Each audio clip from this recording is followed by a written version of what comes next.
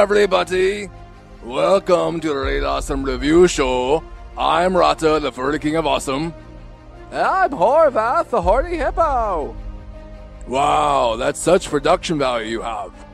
Could you put a little more effort? Look over here, we have some of our favorite movies of all time, our 6-star rating system, some of our hand-picked movies you should see before watching ENDGAME, and you over there with a board that says 4 whole words.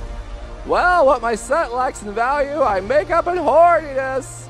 Together, we're reviewing the most anticipated movie of 2019, Avengers: ENDGAME. It's the culmination of 21 movies in the Marvel Cinematic Universe, and it's a true end of an era, the Infinity Stones saga.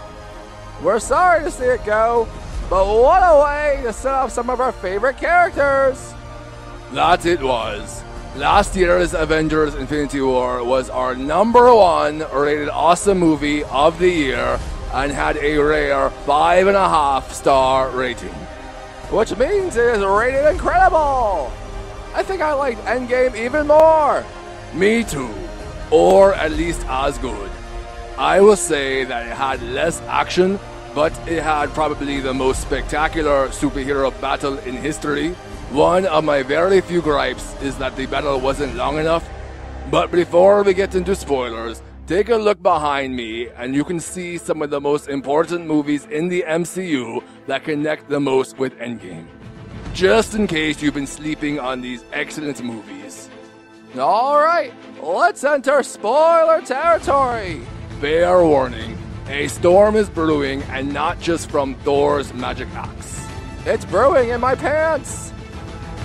Alright, settle down, Horvath. It was extremely satisfying in the end with so many payoffs and moments where everyone in the theater cheered. Like when Captain America summoned Thor's hammer and used it to knock around Thanos. Yes, absolutely. My favorite moment was when the portals opened up and all the MCU heroes came out as a major resistance against Thanos. That battle at Avengers headquarters was so exciting, and I can't wait until I can freeze frame every moment and see some of those shots to see who's fighting who. How about when the ladies of the MCU gathered for a bit? That got a rise out of little Horvath and my geek brain. Yes, it was awesome, and I'll give them a pass for the contrived idea that only the women would assemble at that area. Fans have noticed that this also could be a nod to a future A-Force, which was a female-led comic series. Oh, it was so emotional at the end as well. This is the end of Tony Stark and maybe Iron Man for at least a while. Yes, despite the notion that with time travel, they could go back and get Tony, Black Widow, even Vision or Heimdall, but they probably won't. With Infinity War, I never believed that the Dusted would stay dead, so I didn't cry for any of the deaths. With this one, I definitely got some of that dust in my eyes for Tony and Black Widow's sacrifices, as well as around the funeral. It was really brilliant how the Russo brothers had so many references to the entirety of the MCU so far. It's a love letter for the fans who've been there for 11 years. If you watch the saga again, you will notice the huge amount of foreshadowing and character callbacks in ENDGAME. So true. From nicknames to the same dialogue said by different characters for emotional impact, it's all here. We also got to see the Avengers as real people grieving with the worldwide devastation that they themselves had a hand in creating. If only they had cut off Thanos' hand earlier. But all these phenomenal actors were at the best they've been in the entire series, and we got some serious screen time from the original Avengers along with Ant-Man, Rocket, and Nebula. Did you like the direction the characters took? Sure. Some I predicted, while others like Fat Thor was definitely a surprise. Yeah, that was shocking at first, but it was a wholly unique way of having Thor deal with PTSD. I was also really intrigued with Hawkeye's dark vigilante path. Well, with a 5-year later time jump, it was cool to see where the characters ended up. I was pleasantly surprised by seeing several characters come back like Thor's mom, the Ancient One, Peggy Carter, and Tony's dad. Totally. I didn't expect any of those. That's why I think ENDGAME is slightly better than Infinity War. I found the story to be more complex and less predictable. I was stupefied when Thanos was killed so early, so I was really glad that a past version could intercept the Avengers and come back strong. I wish we could have seen more of the Black Order, though.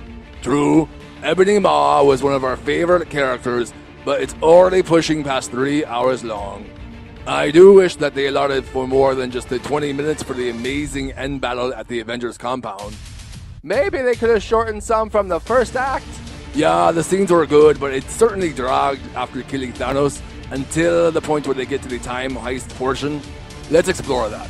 Almost all of the movies in all 3 phases of the films have an absolute impact on what makes up Endgame. We think these movies in the background have the biggest impact purely from a character and story standpoint. You should see the other 3 Avengers movies, with the most necessary being Infinity War. Endgame advances the story with the most potential a sequel possibly can, much like a movie that has many similarities, Back to the Future 2.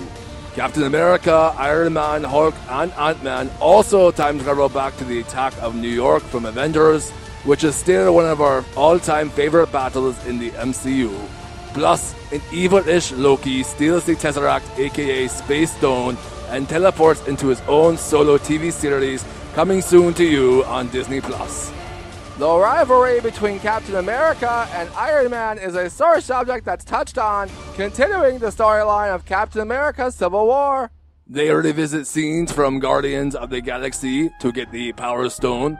It was also hilarious to see Star-Lord dancing around and singing to space rats. I always love seeing scenes from different character perspectives, such as in the very underrated Snake Eyes. Others that would be a good idea to see are the other 2 Captain America movies, Thor: The Dark World, and maybe even Captain Marvel, just so you understand that she's basically a hot blonde Superman, though a chick. I'd also throw in Doctor Strange, since the Time Stone is introduced in that, as well as the Ancient One who Hulk talks to here. Honestly, folks, all the movies in the MCU are worth watching. We really believe that Marvel is making the best superhero action movies and have the most exotic characters. Here's our ranking of the 22 movies in the Infinity Stone saga. You can see that this movie, Avengers Endgame, is number 1. We almost wanted to give it our perfect 6-star score to be rated awesome, but we're giving it 5.5 stars, rated incredible. Together, we think Infinity War and Endgame are the best because of the high stakes, a complicated villain in Thanos, and the sheer amount of character crossover. So, Rana, what's next for the MCU in Phase 4? Well, first they're completing Phase 3 with Spider-Man Far From Home. That comes out July 2nd this year and will be high on our awesome Summer Movie Spectacular 2019, dropping here at Rated Awesome to Awful in a few weeks.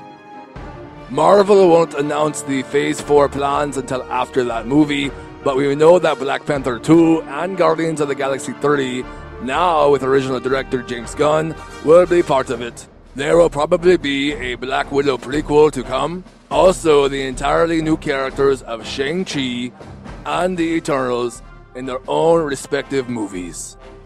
With the launch of Disney+, the streaming channel in November 2019, there are also a few TV shows that have been announced.